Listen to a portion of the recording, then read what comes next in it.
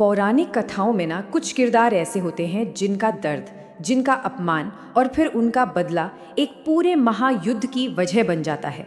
आज हम एक ऐसे ही किरदार की कहानी में गहरे उतरने वाले हैं। ये कहानी है शूरपणखा की त्रासदी। सोचकर देखिए, क्या ये मुमकिन है कि किसी को ना कह देना, बस एक इनकार, पौराणिक कथाओं के सबसे बड़े युद्धों में से एक की वजह बन जाए।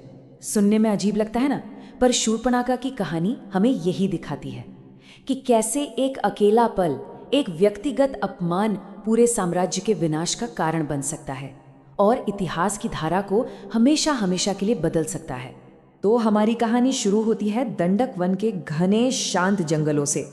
कल्पना कीजिए उस जंगल की जहां राजकुमार राम अपने भाई लक्ष्मण और पत्नी सीता के साथ वनवास का समय बिता रहे थे।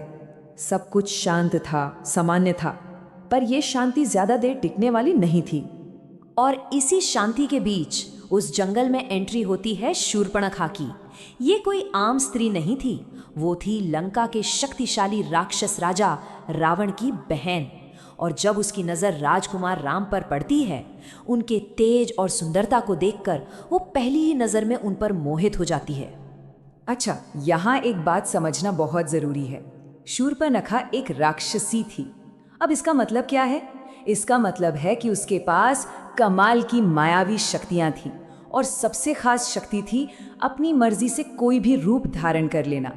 ये शक्ति उसे बहुत ताकतवर बनाती थी और यही उसकी पहचान का एक बहुत बड़ा हिस्सा भी थी।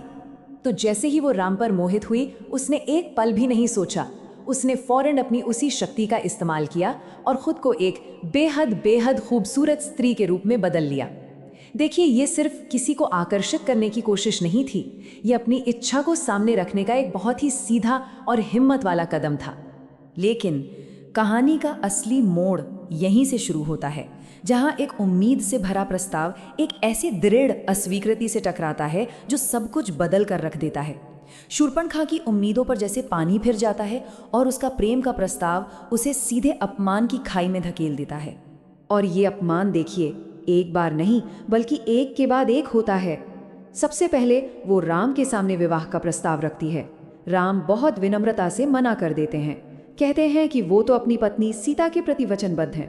अच्छा, इससे निराश होकर शूर्पणखा लक्ष्मण के पास जाती है, शायद वहां कोई उम्मीद हो, पर लक्ष्मण भी उसे ठुकरा देते हैं। सोचिए, एक नहीं बल्कि दो दो बार इनकार। इस एक के बाद एक मिली अस्वीकृति ने उसे अंदर तक झकझोर कर रख दिया।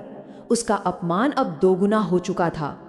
और बस यहीं से शूर्पणखा का वो रूप सामने आता है जिसके लिए उसे जाना जाता है। प्रेम की जो चाहत थी ना, वो अब अपमान से पैदा हुए क्रोध और बदले की एक धधकती हुई आग में बदल चुकी थी।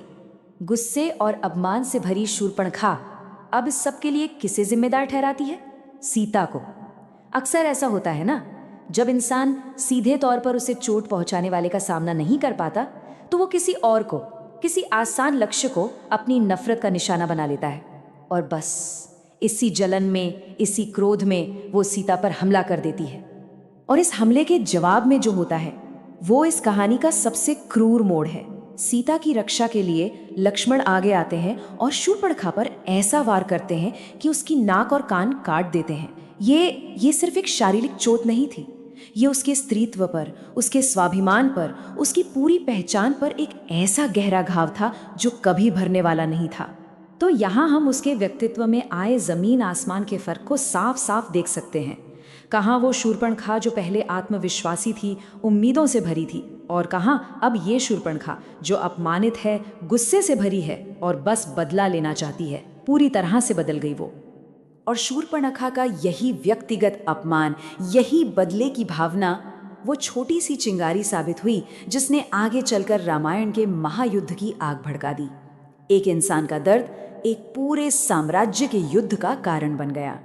पूरी तरह से तबाह होकर अपमान और पीड़ा में डूबी हुई शूर्पणखा अब कहाँ जाती?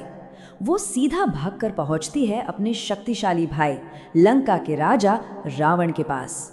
अब उसकी आंखों में आंसू नहीं, सिर्फ और सिर्फ एक ही मकसद था, बदला।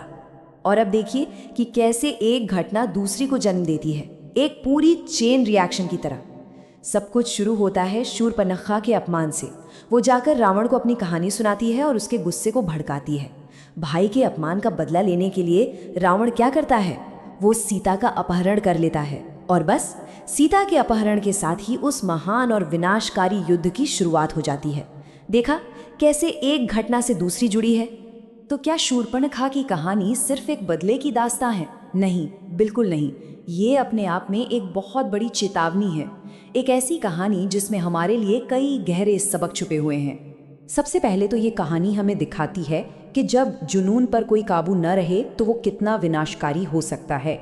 ये हमें ये भी सिखाती है कि कैसे इनकार और जलन मिलकर बदले का एक ऐसा चक्र शुरू कर देते हैं जिसमें सब कुछ जलकर राख हो जाता है। और हाँ, ये बाहरी सुंदरता और शक्ति कितनी खोखली होती है, ये भी ये कहानी हमें बताती है। आखिर में मन में बसी कड़वाहट किसी भी अच्छे गुण पर भारी पड़ ही जाती है। तो आखिर में शूर्पणखा की कहानी एक बहुत ही शक्तिशाली रिमाइंडर है, एक याद जो दिलाती है कि अगर हम अपनी नकारात्मक भावनाओं को, अपने गुस्से को, अपनी नफरत को अपने ऊपर हावी होने देते हैं तो उसके परिणाम कितने भयानक और दूर तक जाने वाले हो सकते हैं, सिर्फ हमारे लिए नहीं बल्कि आने वाली कई पीढ़ियों के लिए भी। और अब मैं आपको इस एक आखिरी सवाल के साथ छोड़कर जाना चाहता हूँ। शूर्पणखा आखिर थी कौन? एक खलनायक जिसने इतना बड़ा युद्ध शुरू करवा दिया, या फिर वो परिस्थितियों की शिकार एक पीड़िता थी जिसके साथ अन्याय हुआ, या फिर सच्चाई इन दोनों के कहीं बीच में है? इस पर सोचिएगा ज़रूर।